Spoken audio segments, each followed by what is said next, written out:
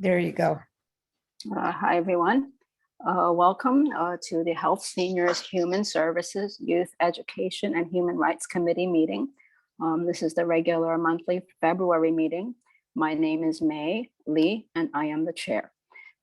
Before we start the meeting, I'm just going to go over a few procedures. If this is your first meeting, we're going to have several presentations tonight. If you wish to speak, you may raise your hand. Okay, if you are not a member of the committee, please put your name and affiliation in the Q&A. I'm not sure if it's enabled. Before I wasn't. It is enabled, but if you put it in the chat, it'll save. Okay, because I wasn't able to put stuff in the chat before. Oh, really? That's why I put it in the Q&A. Okay, that's fine. We'll save that. Okay. Okay, so if you're not a member of the committee, put your name and affiliation in the Q&A so we can save it for the attendance. Okay, so we will have presentations tonight on our agenda items. After that, there will be question and answers. I will call on committee members first. After that, I will call on the others.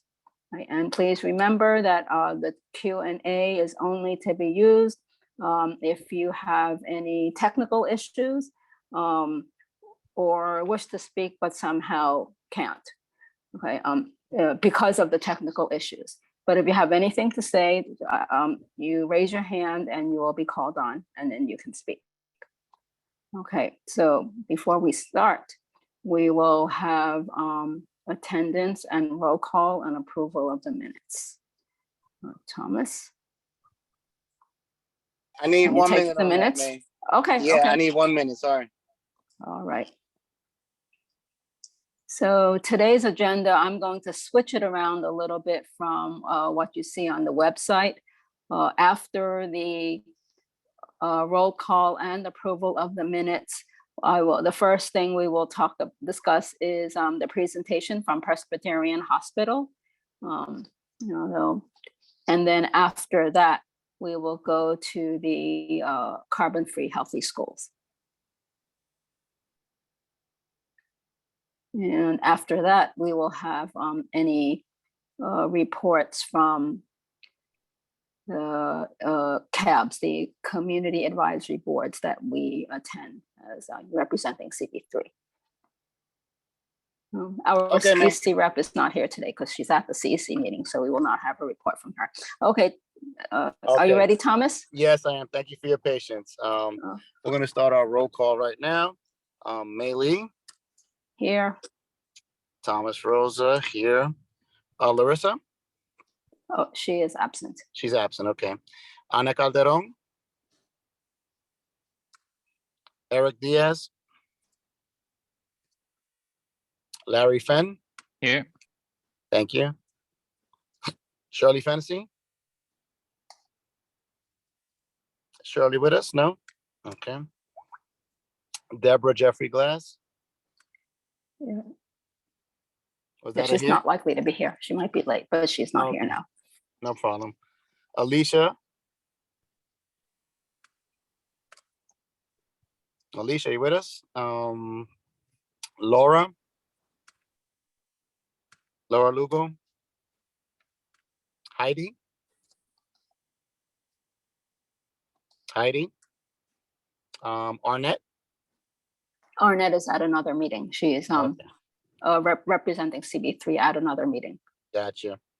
How about Rodney? Is Rodney with us? Rodney. And then lastly, Carmen Perez. Is Carmen there? Okay. That concludes our roll call. Okay, thank you. For the committee members here, were there any changes to the minutes?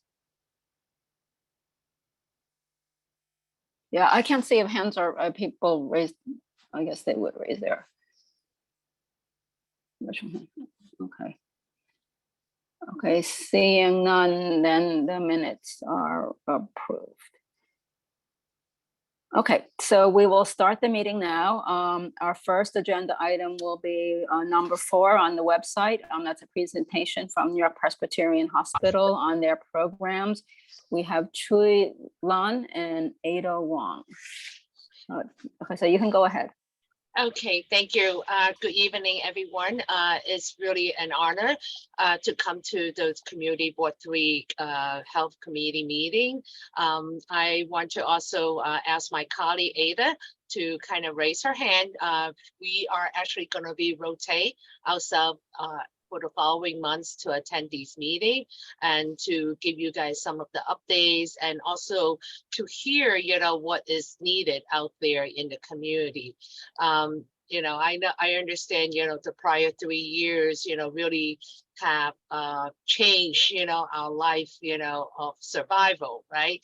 But I think now, you know, we're pretty much in a norm, like not normalcy, you know, but we're dealing with, you know, the pandemic is going to be stay with us for a little while, but meantime we still have to move on our life.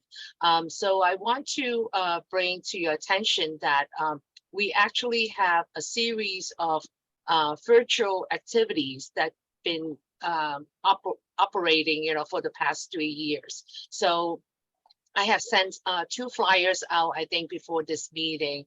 I hopefully, you know, can share it with the members. And these are virtual lectures that you can attend, you know, for free, you know, just use Zoom or you could dial in, you know, and you'll be able to access the presentation. Okay, and if you have more information that you want to learn more about it, feel free to shoot me an email. My contact is also on the flyer. And I also want to introduce, you know, Ada, my colleague who runs a Chinese outreach program. She actually recently this year have launched a radio program at AM 1480s. Okay, so every other Wednesday, we just have one yesterday. So every other Wednesday, we will have a 30-minute, you know, section on the radio program on different subject matter. You know, it is just to, we have our providers, you know, from the community and just to present, you know, a very, you know, brief 10-minute introduction of a specific topic. Okay, and then people can call in to the station and ask questions, you know, and go about it. Okay, and again, we also have a hotline number that you can always call to our program for any, you know, resources or assistance. Okay, so thank you very much for this opportunity. You know, we will actually start a little bit more in-person activity as the weather gets warmer.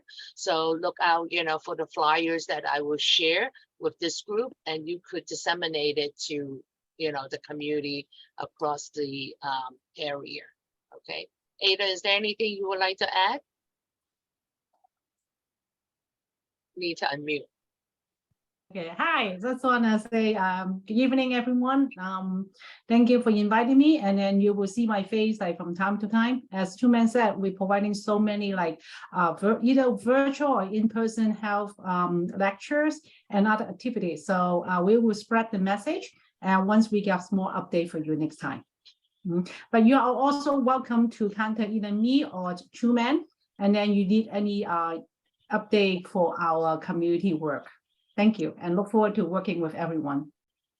Yes, and I just want to give one last update, you know, for some of the community work that we have done in this past month. So we just have across our campus, you know, our staff member have just donated tons of clothing to our nearby asylum seeker, where we actually donated to the shelter, you know, back on January 31st, you know, as we heard from our neighborhood that many students, you know, came unprepared, you know, and even their parents too, you know, who really need winter clothing for this cold weather.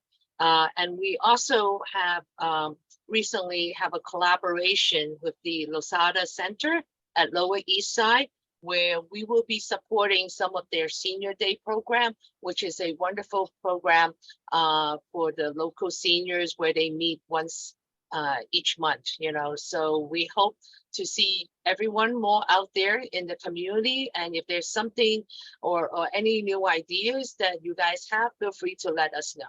All right, thank you. Okay.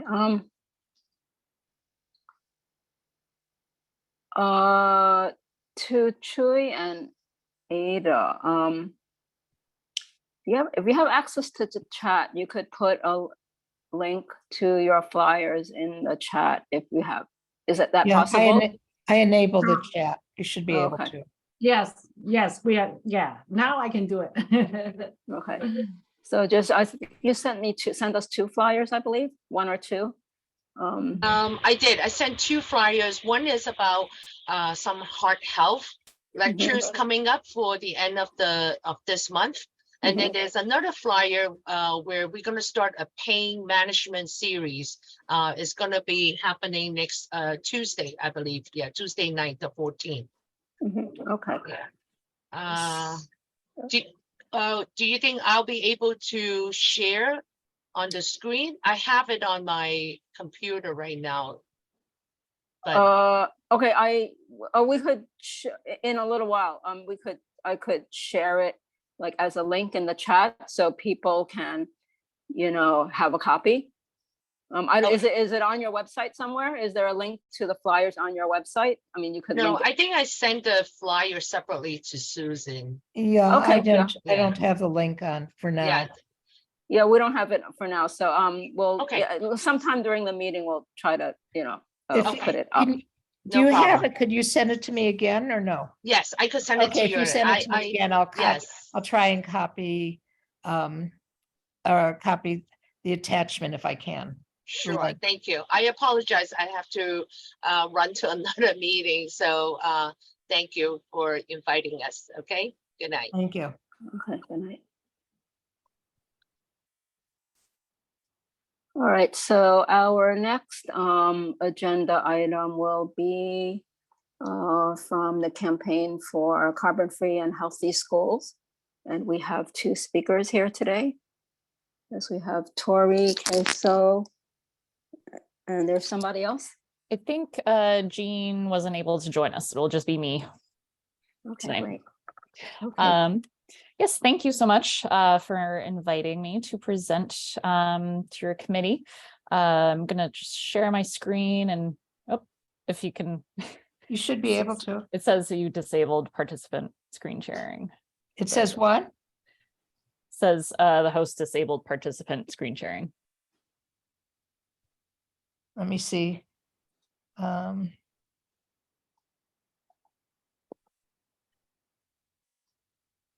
Okay, why don't you just try it now? Yep, there we go. Yeah. Okay. All right, so I'll just walk through this presentation. It's pretty brief, and then can answer any questions that you may have. So I am from an organization called Climate Jobs New York. And what that is we are a coalition of unions here in New York State, representing over 2.6 million workers, with the goal of advancing pro-climate, pro-labor policy. Carbon-free and healthy schools is a campaign that we have started here in New York City to decarbonize the public school system. So our coalition is comprised of the New York City Building Trades, the Central Labor Council, the UFT, so the Teachers, Council of School Supervisors and Administrators, Principals and Administrators, DC 37, who are our city municipal workers, and in the schools, they have kitchen staff, they have workers who are with the SCA, 32BJ, and who have maintenance workers inside the schools, and our newest addition, the Laborers Local 79. Similar coalitions have been formed in states throughout the country, and all are fighting for some sort of iteration of carbon-free and healthy schools. Moving on, sorry about that. So carbon-free and healthy schools, what it is it's a, first and foremost, it's a campaign centered on environmental and social justice and equity. And it goes beyond just reducing emissions and improving air quality in our communities. It aims to provide young people of New York City with opportunities, especially in those neighborhoods that have been historically overlooked and under-resourced. Particularly through world-class training programs like apprenticeships and pre-apprenticeships that provide direct entry into unions and where these young people can build lifelong skills and good union careers, all while having an impact on climate change. And currently we have an unprecedented opportunity at this moment because of the passage of the Inflation Reduction Act, which has a significant source of funding available to municipalities that we believe New York City has a responsibility to take advantage of. So what carbon-free and healthy schools is in its totality is deep energy efficiency retrofits combined with renewable energy installation, most notably solar, which is what we'll be talking about mostly today, and ultimately includes battery storage for resiliency purposes for every school building throughout the New York City school district. By investing in these schools at this level, we can create 45,000 good union jobs in New York City communities, make schools healthier and safer for students, teachers, and staff, take on climate change and help the city meet its emission reduction goals under Local Law 97, decreasing emissions by 75,000 tons annually, or the equivalent of taking 154,000 cars off the road, and save $75 million per year in energy costs, which is the second highest cost in the Department of Education, which is also a trend that we see nationally. So with the passage of the Inflation Reduction Act, what the coalition is seeking in the very short term is a commitment from the city to the acceleration of solar installation on New York City school buildings to 150 schools per year, as well as conducting these energy efficiency deep retrofits and completing the solar installations under a project labor agreement and with strong labor standards to ensure these opportunities for and increase access to world-class pre-apprenticeship direct entry programs and apprenticeships for New Yorkers from low-income communities, communities of color, women, justice-involved individuals. All right, so earlier, well, in summer of 2022, we had met with the former first deputy mayor, as well as the president of the SCA, and we were asked to present with a list of schools that we recommend for prioritization. So we presented them with 100 schools across the 5 boroughs to prioritize for solar installation and energy efficiency building retrofits. This list, all of the schools are located in environmental justice areas. 71 of the schools have been predetermined by DCAS to be solar ready, meaning that they wouldn't require major roof repairs and upgrades. And then the additional 29 were schools that would require some roofing replacement or upgrades and other infrastructure upgrades as well. So we'll talk about that. And it's important to note that this list is a recommendation of where to start. As I mentioned, the goal of the campaign is to ultimately have a multi-year plan that will allow for the completion of all of the school buildings. And one of the examples is actually in your community board for Manhattan. So Jacob August Reese School is one of the schools on our list. And as you can see, we have, some of the data, estimated solar capacity, about 176 kilowatts. An HVAC upgrade would be $101,000. Roofing upgrades be $7 million. LED retrofits, 154,000. Window upgrades would be 528,000. And then solar installation would be 615,000 for a total cost of 8.6 million. and it mostly uses fluorescent lighting. Heating controls aren't working and the roof is leaking and needs to be replaced. And that would obviously need to be done for basic health and safety reasons, but also to allow for the installation of solar panels. So across the 5 boroughs, all 100 schools, it would be approximately $330 million. And you can see the breakdown of what all of that is. Rooftop solar is just under 13% of it. We also have HVAC upgrades, electrical, roofing upgrades, LED retrofit, and windows. And then, so in Manhattan, we have 18 schools for a total cost of just under $82 million. The estimated cost of solar installation would be $6.6 million. And then, so we have on the list 5 schools from Community Board District 3.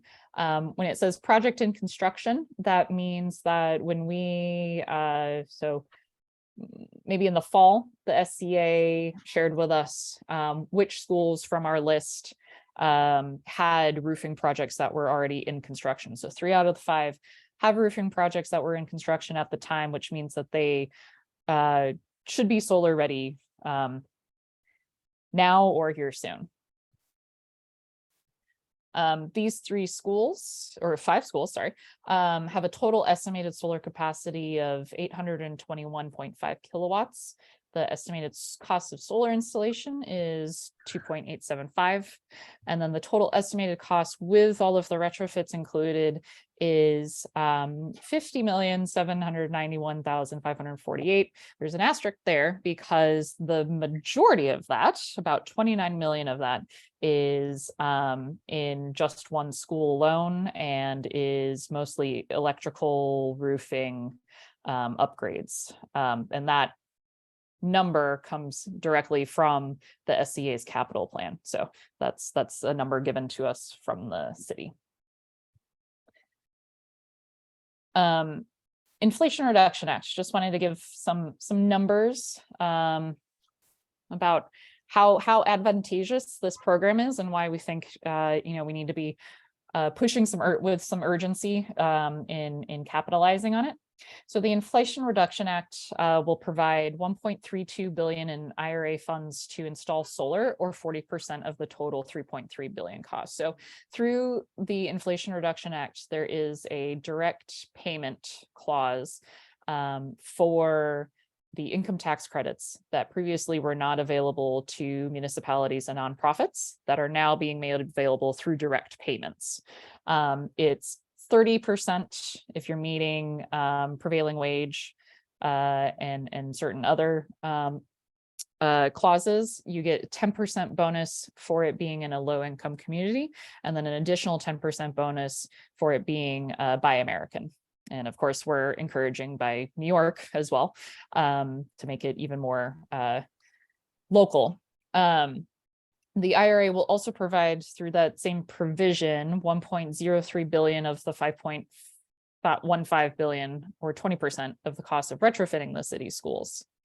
So it's a significant amount of funding that previously had not been available for these types of projects. And we just have some numbers. So for 150 school buildings to install solar, it would be just south of $50 million. The tax credits that the city would receive would be $19.2 million. You have some NYSERDA rebates and some other incentives. But the important thing to note here is that the annual solar revenue is $2.9 million and the annual loan payments are $2.05 million. So you are outpacing your loan payments by the revenue and the cost savings from installing renewable energies. And the payback period would be 4 years, which is a pretty quick turnaround for these types of projects, and an overall 30-year savings of $44.1 million. With job creation in just solar installation for 150 school buildings of 185 jobs. And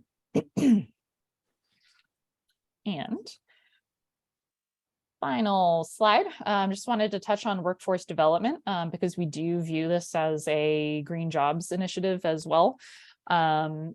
So the Apprenticeship Readiness Collective, ARC, is a collective of pre-apprenticeships that offer direct entry into unions under the New York City Building Trades. C-Skills, which provides access and training to high school seniors, and NEW, which is non-traditional employment for women. Helmets to Hard Hats, which is for veterans, reservists who are coming back and transitioning into careers with the building trades. And then P2A, which is a direct entry pre-apprenticeship program for it originally started out as strictly for justice involved individuals, but has since expanded to low income communities and frontline communities as well. And then the direct entry into the apprenticeship programs, we view this as carbon-free and healthy schools. The building retrofit work that would come from it would employ thousands of workers across a number of different trades. Wouldn't just be electricians, it would be painters, it would be laborers, it would be carpenters, it would be a whole number, steam fitters and whole bunch of different jobs, and help build up the building retrofit workforce, most importantly in preparation for upcoming work to meet the local law 97 requirements in New York City, which is going to be a substantial amount of work that's going to be required when all of the enormous private buildings, commercial buildings, are having to retrofit as well. So we view this as a good stepping stone to making sure that our workforce is prepared for that. So with that, I will see if I can stop sharing. Oh, there it is. And take any questions.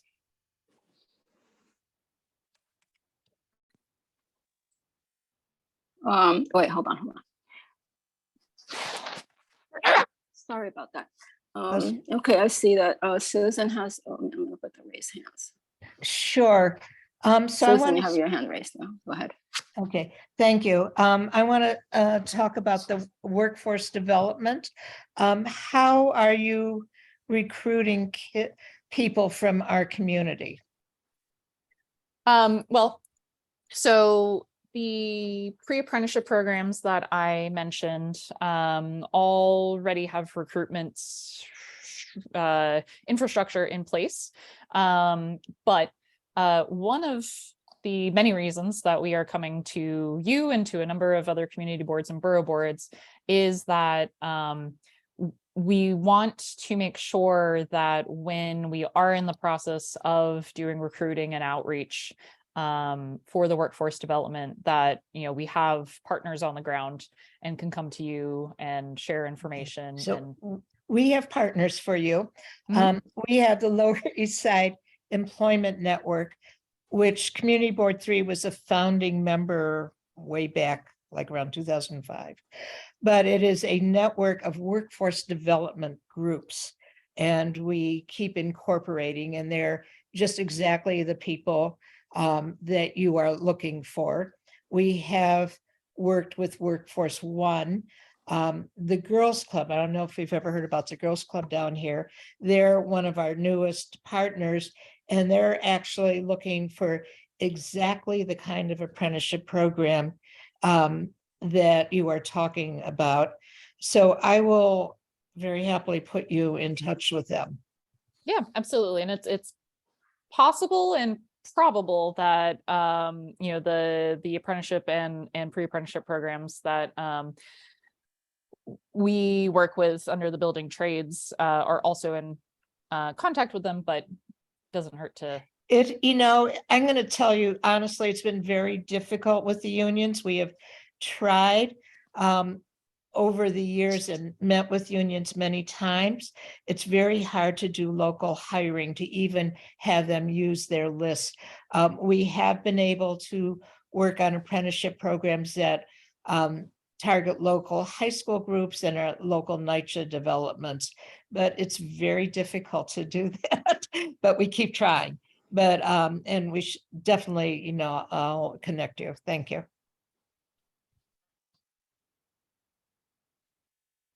Sorry. Yeah, are there any other questions? I want to Yeah, ask a question. Hi, I'm Anna. I'm from New York Pacific. This is just in general, because Go this ahead. program has been launched, has been approved.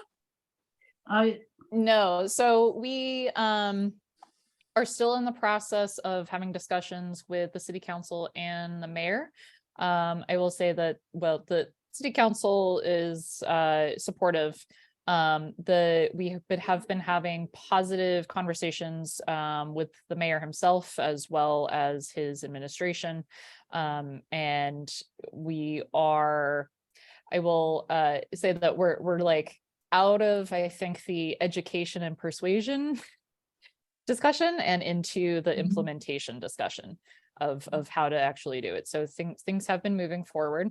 And we actually recently just had a very successful apprenticeship tour with a number of city council members, including the speaker, where we took them to the mason tenders, the finishing trades, and the electricians, all in Long Island City, and they all are very excited to move the program forward. Yeah, I am very thrilled about this program. I think it's really benefit for the community. But I also want to ask, like, for minority people, they are really difficult to get into union. So will you have, like, what kind of, how can you recruit some of the minority people working with you? Because I know you provided, I saw your presentation you're doing with the unemployment, the women. But what about minority? Because a lot of Chinese, just in general, a lot of minority people want to get into the union, but they don't know have a way to get it in. So is some kind of connection, we can work together?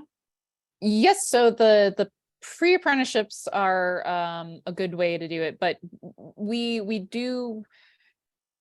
want, so in prioritizing the schools in environmental justice areas, and in promoting the racial, economic, and social equity component of it, we don't want to just, retrofit the schools in minority communities. We want the economic productivity to benefit those communities themselves.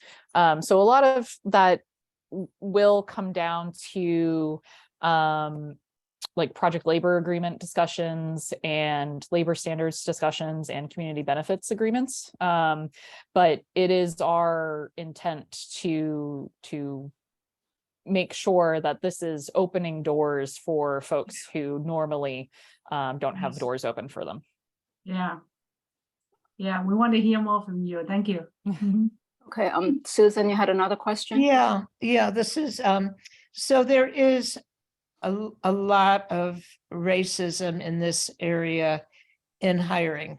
And how could we and our employment network get involved in any labor agreements, that kind of thing? Well, why don't you connect me, and then I will have discussions with our like executive committee members, who are all members of unions, and we can start that discussion so that we have, a plan going into the implementation meetings that we're having with the administration. Well, I also would suggest that if this is going to be work on, New York City property, that the community board should be involved in the agreements. We certainly plan to do extensive outreach at every step of the way, especially in the schools that are in sort of like the first batch. We want to make sure that everybody is apprised and aware of everything that is happening. So what I'm saying is a little bit more than that. We want to participate, not just be aware. We want to participate. I understand. Yes. I mean, these are issues, you're going to be dealing with issues that we have been specifically working on for many years in this community. We have the same goals. And I think, it could be beneficial to have the community board involved. Yes, we absolutely agree, which is why we. Thank you. Yeah, Our yeah, I actually have technology. another question about employment that just came to me. I heard you say that 32 BJ is one of your partners. Mhm. So I think I know that BJ is one of those unions where you don't have to already be a member. They don't have a hiring hall. You know, Right. you have to like get the job, and you know, if you get the employer hires you, and then after that you join the union. But the thing is, BJ is not unless they got into a new field. I don't believe that they're a construction They're not. union, but it's more No. like building workers, janitors, the porters, et cetera, et Yes. cetera. So So what they're- kind of role would they have here? Because the schools already have custodians and the such, and they're in another union. So Actually, the 32 BJ has members inside of schools who are maintenance workers, custodians. Yeah, they have Okay. a contract with the DOE, and I think they have about, I want to say, I don't want to overshoot the number, but I think it's about 5,000 employees inside of the schools. okay, so Um, it's small, but it's small compared. I didn't realize that, but that's a Yes. yeah, a But small they number are compared to the large. also, yeah, so they're on our steering committee for the carbon free and healthy schools, but they are also one of the founding members and on our executive committee for Climate Jobs New York overall. So they're very involved in sort of all of our discussions and conversations. And they Okay, are great. already working with us. Yes, they're a great organization. I thought I saw in your presentation that some things were under construction already. Or did I? Oh, that was so that's roofing projects. Okay. So the list of schools that we presented to the SCA, they essentially took that because we had a bunch that were recommended that needed roofing repairs in order to become solar ready. So what they did was they took that list and they said, well, some of these we're already kind of working on. So they took it and said, you know, this one's in design, this one's in construction. It wasn't a huge amount of the schools of the 100.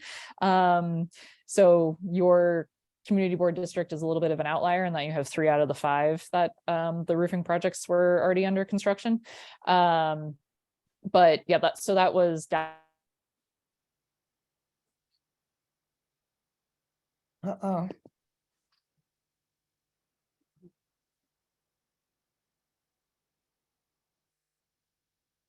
data directly from the SCA. But that means that those roofing costs. Can you hear me? Yes. Okay, yeah, all right. almost, yeah. Yeah, I'll just keep my video off for a little bit and hopefully my internet will get back together. So those roofing projects were it was information given back to us from the SCA. So it wasn't like the solar installation or overall retrofit or like the comprehensive retrofits. It was just the solar project or just the roofing projects.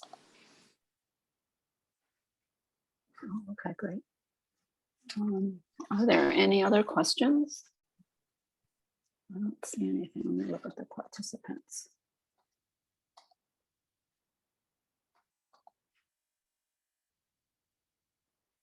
All right. Okay, so if there are no other questions, we do have a resolution to vote on. We have a draft resolution. So the way this is that this was presented, I believe, at the borough board. No, not yet. Yes. Oh, not yet. Yes. Oh, it will be No. presented at the borough board. Okay, it will be. So Excuse me? in a future month. Right. And Excuse me? what's that? Excuse me? I would like to ask a question. Because one of the questions, one of the. Okay, wait, I'm sorry. What's your name? Could you raise, you weren't able to raise your hand? Can you say your name, please? And everything, Rose. Rose. Yeah, I live within the community. Okay, what's your question, one Rose? of the things that she had mentioned was battery storage in her presentation.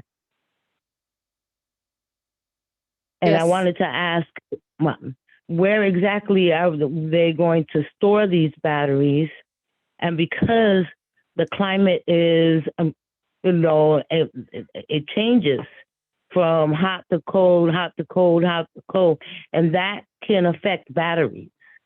So I wanted to, for her to go through the process of giving a description as to how we're going to secure, because a battery fire is one of the worst batteries that you can put out. Even the fire department will have a hard time trying to put out a battery fire. So where exactly are these batteries going to be stored? Well, so it wouldn't be at like every single school. It would be assessed and determined which locations were, would allow for that. It's also, the way we're viewing it is it's kind of like the last step of the plan. It's not necessary. It is good, we believe, for resiliency purposes, but it is also something that you can do sort of on the tail end of the project after you've done all of the retrofits and all of the solar installations. Then you can assess battery storage. I will say that there is a little bit of sort of current permitting issues that need to be sorted out, and I believe City Council member Ressler is focused on that. But I will also point out that a handful, I think 4 or 5 fire departments just had solar panels installed with battery storage as well. So they, I don't think they would put them on their own buildings if they didn't feel that they had a way of storing those. No, that's not what I'm questioning. I want to make sure that they're in a safe spot. The other thing is that what I know about solar panels, they're non-biodegradable once, I'll say it straight, once the juice is gone. Once they go down and they don't work anymore, they're non-biodegradable. Where are these panels going to be sent to? Because they're not biodegradable. The assessment of exactly where the batteries are going, that is not something that our campaign has. We're not dictating that at this point.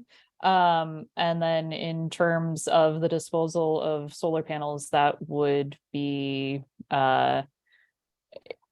a maintenance and operations process that is done by the contractors and the subcontractors who own the solar panels. Who own the solar panels? It would depend on Uh-huh. who. Yeah, it would depend on who Yeah, responds Whoever to the gets the procurement. contract. Yep, exactly. yeah. So I believe this is Thank you. way before that stage. Yes. I mean, there is not even funding yet, and we're talking about taking advantage of certain federal tax credits in order to fund it. So we're not at the point where we're going to be, then I haven't hired the contractors yet. That'll be much later. And I think that at that time, you would want, that's when we would look at contractors who would do all these things in a safe way. So what's the projected date for it to be discussed? What to the table again? In terms of the funding, or in terms of if let's just say, tomorrow,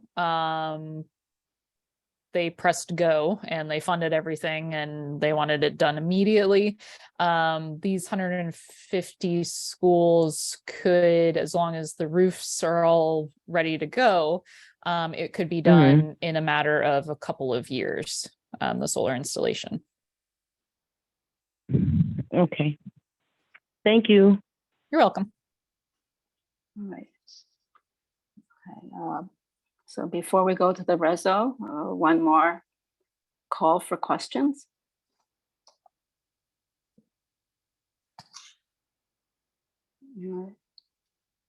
Oh, Thomas?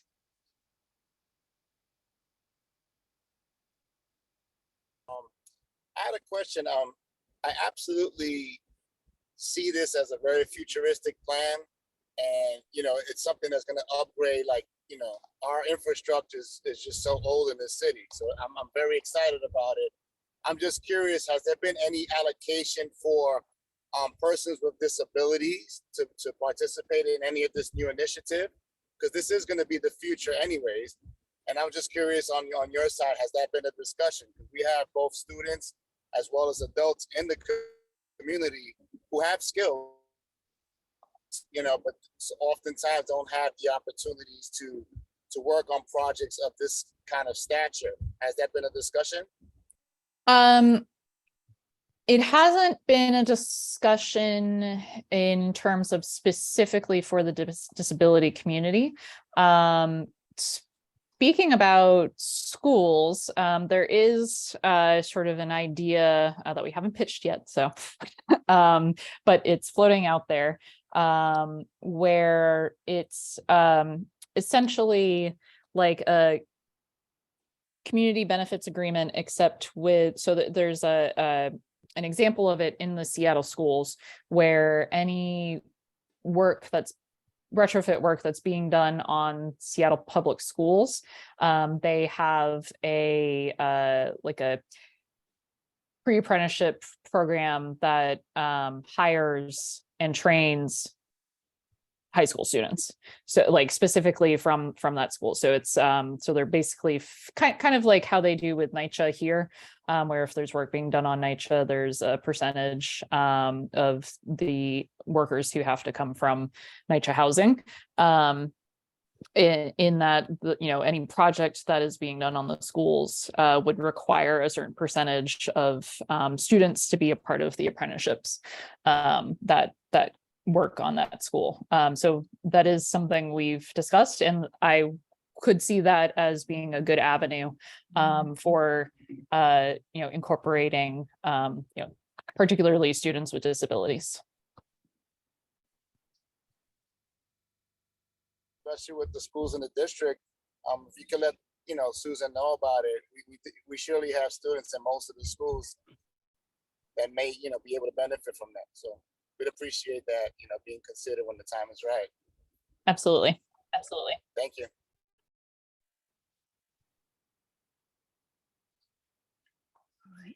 All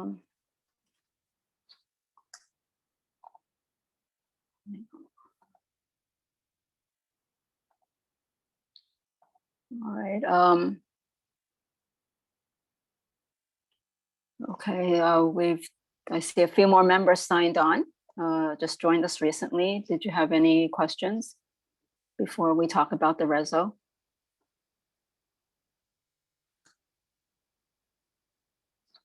Okay, I don't see anything. So okay, so back to the reso. So there is a resolution. This resolution will be a borough board resolution. A borough board resolution is when all the community boards vote together on something. And it's done at the borough president's office at the borough board meetings. So in order for that to happen, each community board has to vote on it, and then they bring the vote to the meeting. Our board chair will attend the meeting. And I believe it might be this month, if not next month. But I don't know when it is. Not but this month. Oh, hey, not this month, maybe next month, or maybe sometime later. Will be sometime later. So today we already have a resolution that was drafted, I think, at the borough board by someone No, else. I think it was Tori's group that drafted it. Okay, Tori's group that drafted it. And it will pretty much be the thing that is voted, the document that is voted upon at the borough board meeting. So that means today we are to vote on it, but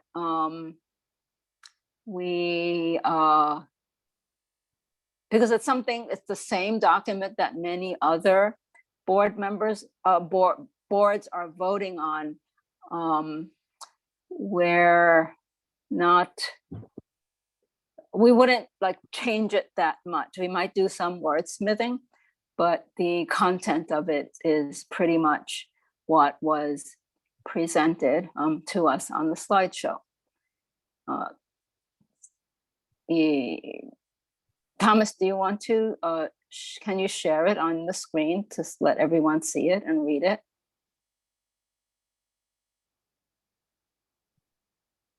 Activity issues with my device, and I'm not in a position right now on my mobile that I'm able to do that. Oh, you're not in a position to do that? Okay, No. let me. I will see if I'm in a position to do that. Okay.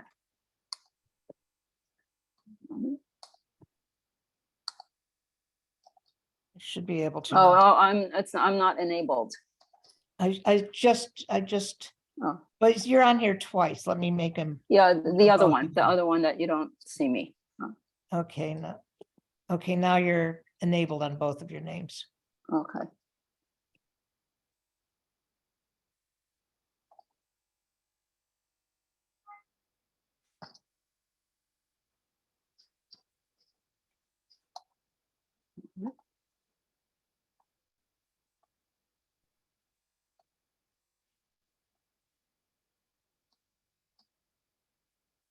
Okay, so can everyone see that?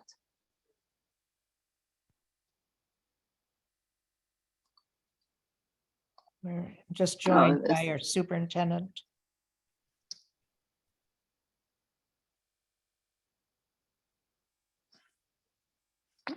Yeah, hold on, I'm sorry. Okay, now that is very big, right? It's the right-hand side. It's not centered. Okay, There, can you make it a little bit smaller? Because I think it's running off the sides. okay. A Let little me bit. stop this. smaller. Okay, I will be back. Where is it?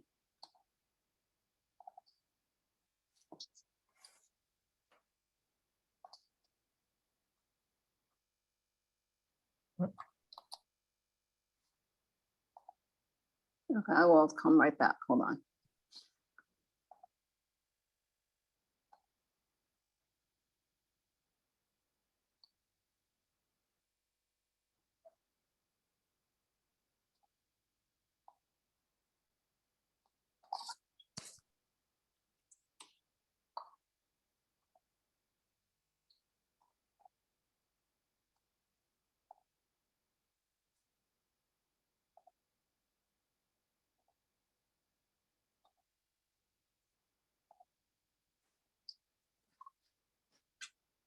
There you go. Okay, so can everyone see that now? Yep. So this is the resolution. It is called the Resolution Supporting Carbon-Free and Healthy New York City School Buildings. It says, whereas greenhouse gas emissions are a leading cause of drastic global climate change that is affecting New York City through worsening air pollution, temperature changes, extreme weather events, flooding, and other impacts. Whereas New York City and our borough's frontline low-wage workers, communities of color, and children bear a disproportionate amount of the effects of the climate crisis. Whereas buildings constitute 70% of carbon emissions in New York City, contributing to a health and environmental crisis in our neighborhoods because of energy inefficient buildings, many of which are public school buildings. And as a result, New York City spends hundreds of millions of dollars in energy costs. Whereas many of these school buildings are in need of infrastructure upgrades and retrofits that will improve the conditions of school buildings to benefit our students, teachers, staff and administrators, and reduce emissions. Whereas the $275 million the New York City public school system spends annually in energy costs can be dramatically reduced through deep energy efficient building retrofits and installation of renewable energy systems such as solar panels. Whereas now is an opportune time to take advantage of the Federal Inflation Reduction Act direct pay provision for municipalities and school districts to offset up to 50% of investment costs for decarbonization projects of New York City public schools and enable the projected cost savings from building retrofits and solar installations to outpace the financing cost of the program. Whereas work done under this initiative when performed under a project labor agreement will employ thousands of workers across a variety of unionized trades and help New Yorkers from historically marginalized communities access a world-class pre-apprenticeship and apprenticeship training pathways to gain the transferable skills that lead to family-sustaining union careers. Whereas this initiative will provide renewable energy for public schools while significantly contributing to the city's targeted 80% reduction in carbon emissions by 2050, and in the process, create good union jobs across the 5 boroughs. Whereas the New York City school system, our country's largest, has the opportunity to lead the nation in decarbonizing public schools, improving our students' learning environment and the working environment for teachers, staff, and administrators, while increasing environmental and economic resiliency of the city's frontline communities. So be it resolved that Community Board 3 in the Borough of Manhattan, in order to greatly contribute to New York City's decarbonization and resiliency goals and expand economic mobility through the creation of good union jobs and other workforce development opportunities, strongly supports prioritizing investment in New York City's fiscal year 2024 budget for school building retrofits and solar energy installations to move towards carbon-free and healthy schools now. So that's the end of it. That's the whole thing.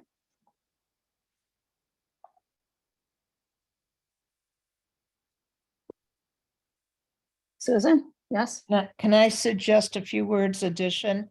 After workforce development opportunities, I would put comma, including local hiring. Let me go back. Oh, where is it? I think it's at the bottom near the end. You mean in the Last there, paragraph where it says, be it resolved? yeah, and third line, it says other workforce development opportunities. If you could put comma, including local hiring, comma. Okay.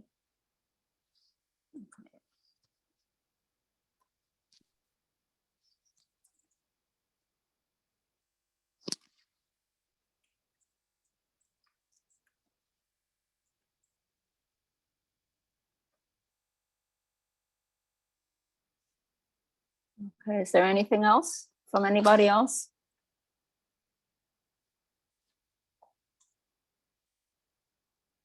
So I can't see everything at once.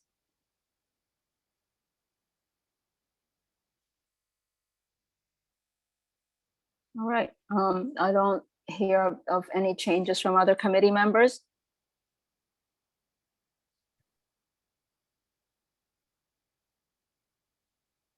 All right, then, so shall we, okay, so we'll vote at the end, okay? So what we do is we, well, this is the only resolution we have, but we usually vote at the end of the meeting when we take attendance. Okay, so, okay, so this is the end of this presentation. And our next agenda item will be CAB reports and CEC reports, or not CEC reports, CAB reports and various updates. So Tori, thank you for coming. You're welcome to stay, but you're free to go. And we will, I guess this will be at Borough Board next, okay? Thank you so much. Thank you for your time. Okay, thank you.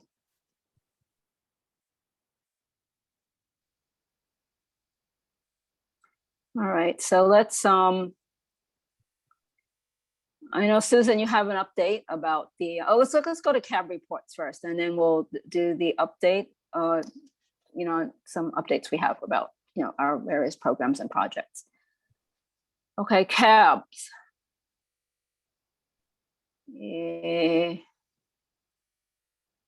Well, everybody, maybe we won't have any CAB reports. Everybody who is part of a hospital CAB is not here, except Laura. We have, and we also have Carrie Chan. Oh, Carrie, okay. Oh, Carrie, would can- you like to say a few words now? I'll promote you to a panelist.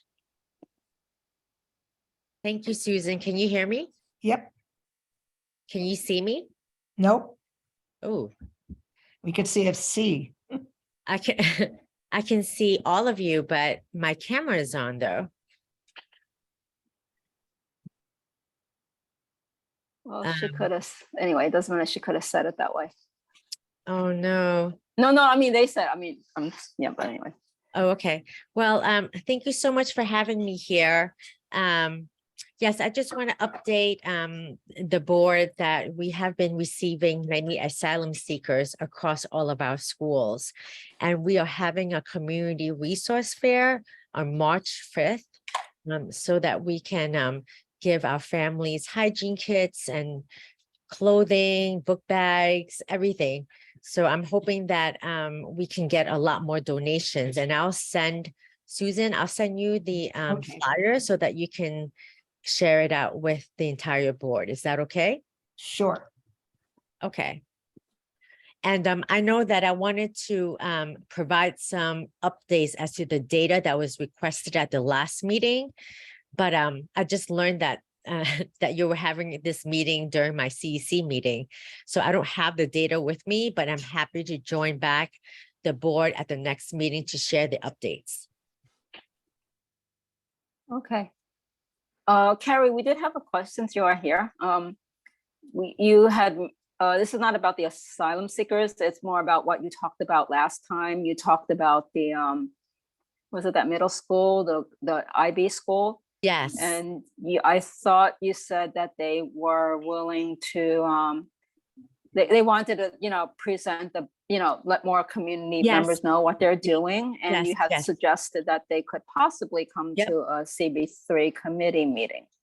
Yep. So if I can just get the dates for the CB3 meeting, I can definitely let the principal know to join us and present the IB program. So definitely, when's the next meeting, by the way? I think it's the first Thursday. I don't have the date, but it's the first Thursday of March. Oh, okay. I can find that out. So I will ask the principal to join me at that meeting on the meeting in March. It actually, now I'm thinking about it, it might be, I'm trying to visualize the calendar. I'll send you the date tomorrow. I'll send you an email to confirm the date. Thank you so much, Susan. Okay, great. Okay, so your fair is on Wednesday then, right? Yeah. Okay. Oh, she's No, not the coming. fair is on a Sunday, March 5th. Oh, okay. Okay. All right, great. Yeah, so we'll definitely, get the word out and, look forward to hearing more about, the students, Yes, I the asylum definitely seekers in will. all your schools. Yes, I would definitely send you the flyer, May. Okay. All right. Okay, great. Do you have anything else, Carrie? Not right now. Thank you so much. Okay, thank you. All right, so, yeah, there is, oh, there she is. Okay. Oh, I just had the option to join. I think I tried to promote you earlier and I thought I did and it didn't work. Well, thank you so much for having me. And I apologize. I just didn't know it was today. So, but at the next March meeting, at the first Thursday of the week, I would definitely have the principal with me and also data to share with the board. Okay, thank you. Okay, great. Okay. Okay, thank you. Right, What is, yeah, so Arnett is at the CEC meetings. That's why she is not here today. And I think in terms of cabs, Laura, did you go to a cab meeting? Yes, hi. What we've been working at the Bellevue Cab has been the legislative breakfast that's coming up on the 24th of this month, as well as doing the workshops for Lobby Day. That has just been the primary focus for Bellevue Cabs for the last meeting. Okay, are there any like funding ask or, you know, in terms of, or is it more like just legislative? More legislative at this point. Oh, okay.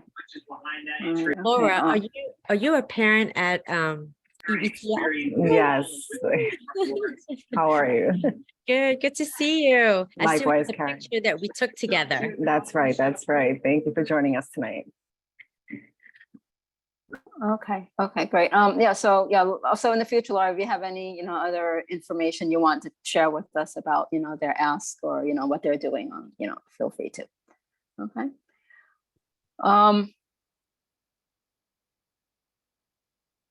I think that's it for the cabs, unless any of the shelters have had meetings. No, Okay. Susan, did you want to give a report then on the providers meeting that you've been having with the mental health service providers? sure. In both Tompkins Square Park and Sarah Delano Roosevelt Park, there have been a lot of concerns about many people who are homeless, who and people who are using substance drugs and people who are mentally ill. And sometimes they're, you know, the same people with combinations, sometimes not. But there, you know, this certainly more people with needs in both parks. And so we had our second, what we're calling a provider meeting, and it was for both parks. And what we did is ask Goddard, who has a homeless outreach contract, and other providers. We asked all the providers that are in the park to come to one in-person meeting to share who's doing what, looking for possible collaborations, and to make sure that that they're not duplicating each other's efforts instead of spreading them out. So we had homeless outreach, we had Housing Works, who does harm reduction and other services. We had Alliance for Positive Change, they did not come. We had Street Works, which has a contract for youth who are homeless in our parks. We also had the members from the two new Connect programs, which is field mental health, and they will be at our next meeting to talk to you. But this new mental health program was people were particularly excited about learning about this program and how they could collaborate with this program. We have started about a year ago, we helped start a model pop-up in Sarah Delano Roosevelt Park, and it's 11 o'clock to about 1 every Thursday. City Relief, who works with Bowery Mission, comes in with a van and gives out food and wraparound services. We now have them joined by Goddard doing outreach, and we have harm reduction people set up tables with other services. The community group, which Kay Webster is the president for, collaborates when they can. They've even sometimes been able to give haircuts or socks, that kind of thing. So the meeting was very good in introducing each other. People are doing collaborative outreach, and and Tompkins Square Park actually has many less people of all categories. We don't know why, but they have less people in the park, but Sarah Delano Roosevelt still has many people there during the day. And the one thing we're looking for in Tompkins Square Park, there are a lot of food providers that come and give food out at set times every week. And we're thinking that might be a good time for some of the outreach workers, harm reduction, mental health, to come and be able to do outreach to the people in line. So we're working with Parks actually to create and update that list. And I think we'll have those meetings probably 2 or 3 times a year. The providers have actually asked to have those on occasion. And Carrie, did you have a question? No, I just wanted to also add, Susan, thank you so much for including all the community events. I also want to share that Swim Strong Foundation reached out to District 1, and our goal is to make sure that every single child before 3rd grade will learn how to swim. Wow. Yes. And so City Council, they have been so supportive of this initiative. So I just wanted to, share it, that's something that we're really committed to doing. So I'm sure I shared this before. I was born and raised on the Lower East Side, and I never had, access to swimming or bike riding or anything like that. And so, we know it's an access issue. So that's why we want to make sure that all children in D1 before 3rd grade, not only do they know how to read and write and do math on grade level, but also know how to swim. Oh, great. Thank you. Yeah. Oh, so it's a new program that will be funded Yes. this coming, but not just 1 year, that's right? because, I've been working with the elected officials, just letting them know the statistics, the drowning statistics. Mhm. It's really our Black and brown boys have been drowning. And so because they just don't have access, to swimming lessons. And so this is an equity issue. Right. And knowing also like where I came from, also, I didn't have, access to swimming lessons. So I think this is really important to just, share that this is part of our equity effort in D1. Okay, great. Yeah. It looks like- And Laura, did you have your hand raised? Yes, for Carrie, I wanted to ask about the resource fair that you have coming up. Are you, D1 is collaborating with local organizations and with the political office? Because if I'm not mistaken, Carlina's office just mentioned that PS 64 is about to get an influx of migrants in the next week or so. And I know the fair is not until March. So how are we helping them out in like the 2 3 weeks from when those families arrive here? That's a great question, Laura. So we really don't have control over the timing of when there's an influx in our schools. It just depends on, when they board the hotels. I actually visited the hotel myself, and they actually, the Stewart Hotel and the Royal Hotel, I was there.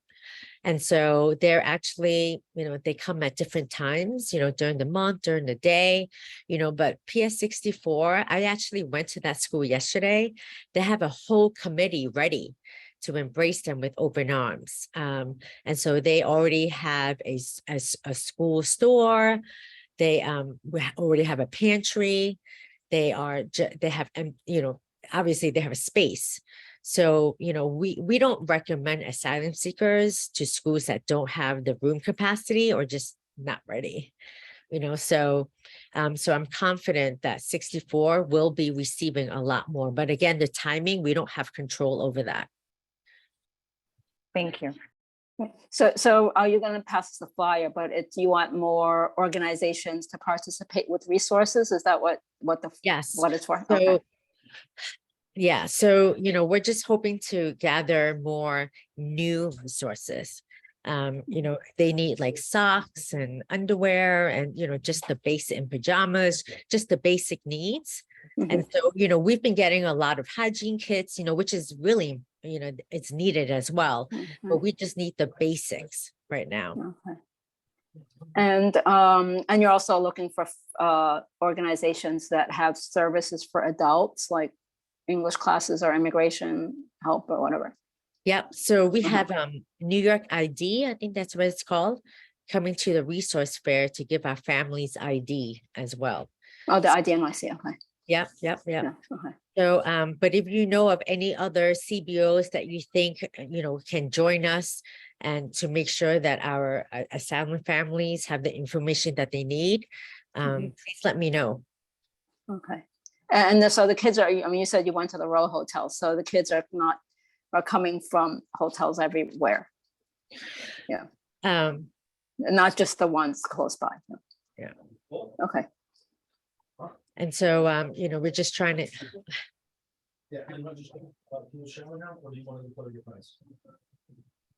we're just trying to get them Metro cards and, just the basic needs met. Okay. Right. Okay, so I'm sure that Carrie, Susan, did you have another question? Yeah, I wanted to, we spoke last time about language, proper placement for asylum seekers and for the kids in the schools. Because we had found out that there's so many of the Spanish speaking kids that were in PS 130 that did not have resources. And they ended up giving the kids tablets, which I was kind of surprised at. I just want to put it out there that we have schools that are so under-resourced than PS 130. I know. And I which- just which want to is put it out there. So I don't know No. what their needs are, but I know that we have schools in D1 that are so under-resourced that have received these children and families with open arms. So I'm aware of that, and we were kind of upset that they were put in PS 130, and You know what? I Take them out. I Send them to us. reported that I had called the Mayor's Office of Immigrant Affairs, but I also asked Carlina's office because they have these weekly conversations, and they were told that this is being very carefully looked at. I repeated what you said last month, that we have plenty of empty seats. They should be giving kids tablets. And I'm going to say, it sounds to me like the agencies are kind of blowing this off and saying, oh, we give careful consideration. And I said, if they're giving careful consideration, why do we have empty seats in District 1 while little kids are walking around with tablets?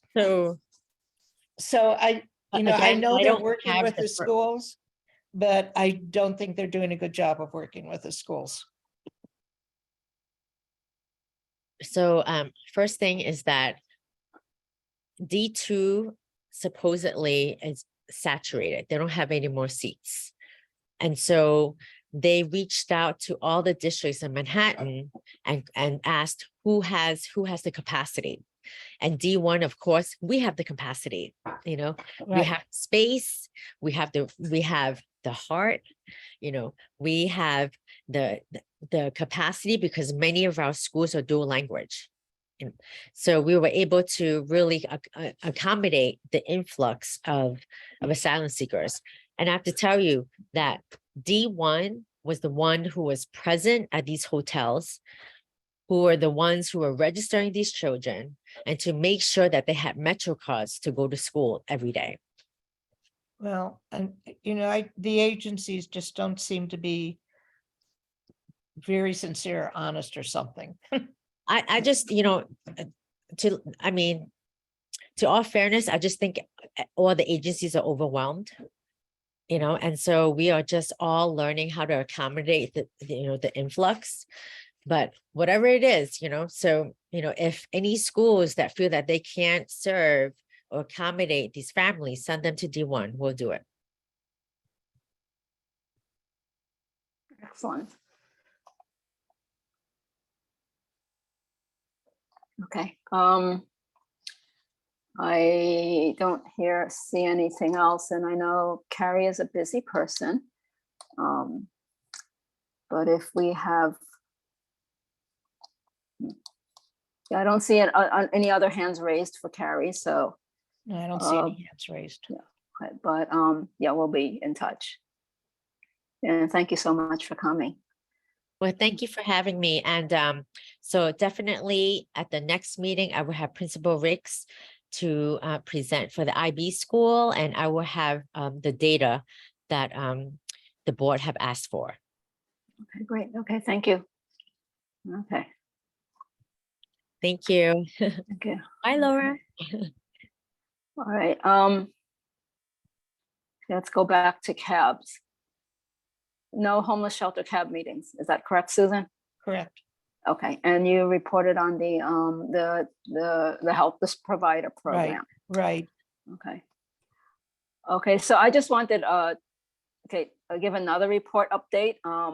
We, at previous meetings, we talked about, how, we needed a directory of mental health services. I mean, there are many directories, but somehow, we need one for CB3 or Community District 3, to make referrals, for different kinds of mental health services. So we have just hired a research consultant, actually a graduate student in health, and she will work on, she just started this week or last week rather, and she is working with Susan and Carl, and she will be making an online searchable directory, or is that Well, is that too- searchable, a directory, yeah, a searchable directory Yeah, of directory and map. directory and map of mental health programs and resources within Community District 3, to serve, the different populations. So, of course, with emphasis on services for low income, free and well, not free, but for the low income people in our neighborhood, and for all different ages. If I could just ask, we started her off with a list of mental health resources that we knew off the top of our head for her to work with. If people would like to email me any that they know that, other than like the obvious ones like Uvenir, that kind of thing, I'd be happy to make sure that she has those institutions. So what she also does is she sends each one, she doesn't just compile what she sees, but she will be sending them a simple questionnaire, that they need to reply back in order to be included in the directory. Okay. Oh, yeah, Ada. Yeah, so Susan, you're gonna send what you have to everyone, so we can just add on and see if we can check the list, and we don't see anyone, we can just add on. I think that would be much easier. Okay, Because Well, maybe, Susan have a separate conversation with you about, about that. Okay. Okay. All right. Yeah, I don't think we have anything else. Oh, just about Mount Sinai Beth Israel, since we had talked about it last month. I just looked on the Department of Health's website. They did have that meeting in January. It's the Public Health and Planning Council, where they were going to decide on the certificate of need that Beth Israel submitted, for eye and ear. And the website said they made no decision. they were denied. They just were denied this afternoon. Oh, they were denied this afternoon. Okay, that's the latest news. Okay. However, we will be asking the borough president through our chair to reconvene the task force. So that we can meet again. Okay. All right, so if there is nothing else, we can vote to adjourn and vote on the resolution. Yes, okay. All right. Thomas, are you ready? Yes. Okay. Mei Lee, Yes. Thomas, yes. No Larissa, right? No. Anna Calderon, Absent. Anna, yes, Eric. Was that a yes from Anna? No, she's absent. Okay, I'm sorry, I heard something, thank you. Eric Diaz, She's absent. Larry Fenn, Yes. Shirley Fantasy, Yeah, she's out. she's out, okay. Yeah, she just texted. Got it. How about Deborah? Is Deborah present? Absent. No. Alicia? No. Laura? Yes. Heidi's absent, right? No, she's on. I'm sorry, Heidi. Heidi? It's okay. I was absent. I was absent earlier. Yes. All right, good to see you. Thank Arnett, you. Arnett's at a meeting. Rodney? Rodney, and finally Carmen. Yes. Carmen with us? Okay, Hi. thank you. Okay, all right, okay, thank you. Okay, so the next meeting will be the first Thursday, the next committee meeting will be the first Thursday Well, in March. I don't know if it's, I have to confirm the date. Okay, It may be the second Thursday, depending on when the month starts. okay, very good. Okay, we'll wait for, we'll wait to hear from you. Well, no, Okay. we'll see the calendar. When we see the calendar, yes. we'll Yes, wait I'm for the not gonna calendar. call everybody or tell. Okay, all right. That sounds good. Okay, then. Okay, bye, everyone. Have a Bye. nice night. Bye. Good night. Bye. Bye. Bye.